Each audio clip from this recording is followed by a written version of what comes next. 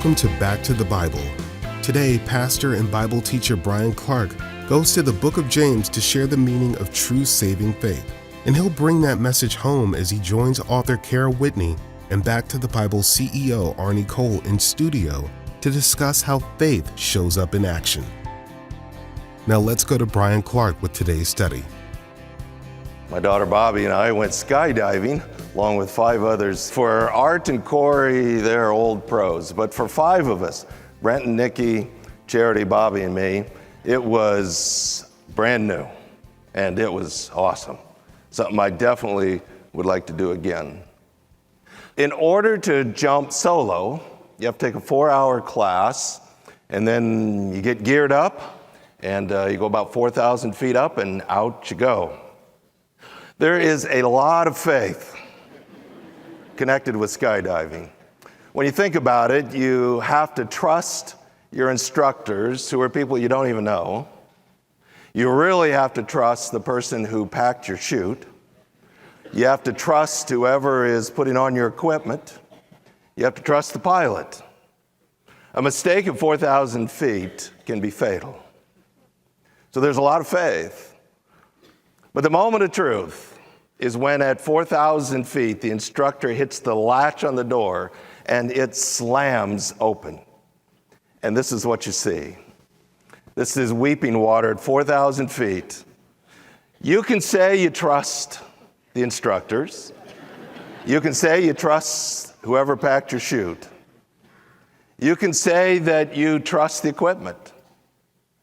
But if at that moment you're not willing to jump, it's just empty talk. Everything up until that moment, it's just talk. That's the moment of truth. True faith always demonstrates itself in action. That's actually what we want to talk about this morning. As a matter of fact, I would pose to you this question. Is it possible that someone could believe the historical facts, the message of Christmas? That someone could believe the historical facts, the message of Easter, and not be saved? Well, if you have a Bible, that's what we want to talk about this morning. Turn with us to James chapter 2. What is the nature of saving faith? Is it possible that I could believe in Christmas? I believe in Easter, but not be genuinely saved. In chapter 1, James talked about the difference between someone who is a doer of the word and someone who is merely a hearer only. I think that's back to what he's unpacking in this text. He's really going to talk about what is the difference between those two. We pick it up in verse 14. What use is it, my brethren, if someone says he has faith, but he has no works? Can that faith save him? What use is it if someone says he has faith, but has no works? The verb tenses would be continually saying he has faith, but continually demonstrating no works. The question is not, can faith save? Look at the text. The question is, can that faith save? In other words, the discussion this morning is about the nature of saving faith. What kind of faith saves? It's really important to keep that in mind as we work our way through the text. Well, he's going to, in essence, answer that question with a little illustration here. If a brother or sister is without clothing and in need of daily food, and one of you says to them, "Go in peace, be warm and be filled," and yet you do not give them what is necessary for their body, what use is that? Let's imagine this is November, late November. You live out in the country. There's a huge snowstorm. It happens to be right in the middle of a Husker football game. It's a very tense game. You're really into the game. The doorbell rings. You wonder who would be out in a storm like this. You go to the door, and there you find a single mom with 2 small children. The car went in the ditch. They're stuck. No cell phone. It was all they could do just to make it to your place for refuge. They don't even have winter clothes on. They need warmth, they need food, and they're asking for help. You're a little bit irritated because you want to watch the game, but you have to quickly resolve this. So you say, yes, I'd be happy to help. You stand back in the most pious voice you have, and you say, go in peace, may you be warm and may you be full. And then you slam the door and go back to the game. That's in essence what James is saying. What use is that? It's just empty talk. It accomplishes nothing. Faith that has no works is like that. Verse 17, even so, faith, if it has no works, is dead, being by itself. Again, this discussion is not about whether or not faith saves. This is about the nature or the quality of saving faith. And the argument James is making is saving faith is of such a quality that it will always manifest itself in action. It's one thing to say you trust the instructors and the parachute, but if you're unwilling to jump out of the plane, that faith is useless. That faith is dead. That faith accomplishes nothing. Verse 18 is probably the most disputed verse in this text, and the dispute revolves around where the quotation marks go. The Greek language didn't actually have quotation marks, so the interpreters always have to try and figure that out. Reads, but someone may well say, you have faith, and I have works. Show me your faith without the works, and I will show you my faith by my works. You'll notice that the New American Standard, which is what I use, has the quotation marks all the way through verse 18. I would suggest to you that is incorrect. Almost all scholars agree that verse 18 represents the voice of an objector. In other words, James is imagining someone hearing what he just said in verse 17 about dead faith, and he's imagining someone disagreeing with that, objecting to that. So when he says someone says, he's kind of putting words in the mouth of the objector. And what the objector is saying is, hey, some have faith, some have works. So the quotation should be around, you have faith and I have works. Could also be translated, one has faith, one has works.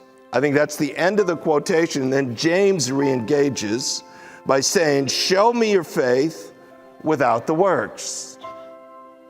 Now that's very interesting to think about. How do you show someone that you have faith if there's no works? If there's no fruit, if there's no action? And obviously the conclusion is you can't. It's a faith that is useless. It's a faith that is dead. James says, and I will show you my faith by my works. So what follows is James demonstrating that true saving faith is a faith that works, is a faith that manifests itself. There's evidence that this faith is real and alive.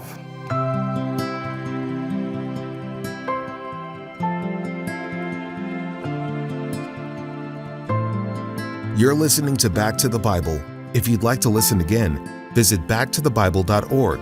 That's backtothebible.org. Our study with Bryan Clark continues now in James chapter 2. Verse 19 has a bit of a shock factor to it. He says, you believe that God is one. You do well. The demons also believe, and they shudder or they tremble. The phrase, you believe that God is one, is what was known to the Hebrew people as the Shema. Now again, remember, he's writing to dispersed Jews. So this would have been a creed they would have been very familiar with. It's found in Deuteronomy chapter 6. It's their creed that our God is one God. Now that may not sound radical to us, but in the ancient world, virtually all of the ancient religions were polytheistic, believed in many gods. One of the things that made the Hebrew belief system so unique, so distinct, was they believed there's only one God. And so the Shema was their creed. It was their declaration. Our God is one God. It was a significant thing that James was saying, you believe your creed. And he says, you do well. But you need to understand the demons also believe that creed, obviously implying that the demons do not have saving faith. We could reframe the discussion just a little bit. It would be fair to say the demons believe the historical facts of Christmas. You explain to me everything Christmas is about, the demons would say, yes, we agree. You explain to me everything that Easter's about, they would agree. They agree to the extent that they tremble, they shudder, they really get it. There would be no such thing as a skeptic, agnostic, atheist demon. They get it. They know it's true. True to the degree that it makes them shudder, it makes them tremble. It's not enough just to mentally assent to the details of the gospel. That's the equivalent of demonic faith. Verse 20, but are you willing to recognize, you foolish fellow? That word foolish there is pretty rare in the New Testament. It's a very derogatory term. It means empty or shallow. It's a pretty strong statement. Are you willing to recognize, you foolish fellow, that faith without works is useless? Faith without works is useless. Again, the nature of the discussion is the quality of saving faith. Is it possible to have faith alone? Faith that never manifests itself in fruit, in works. Is that a saving faith? And the obvious answer is it's not. That's the same level of faith that the demons have. The famous Reformed theologian John Calvin, I think, captured what James was trying to say. We are saved by faith alone, but the faith that saves is not alone. In other words, the quality of saving faith is such it will always manifest itself in evidence. It will always manifest itself in works, in fruit, in a demonstration.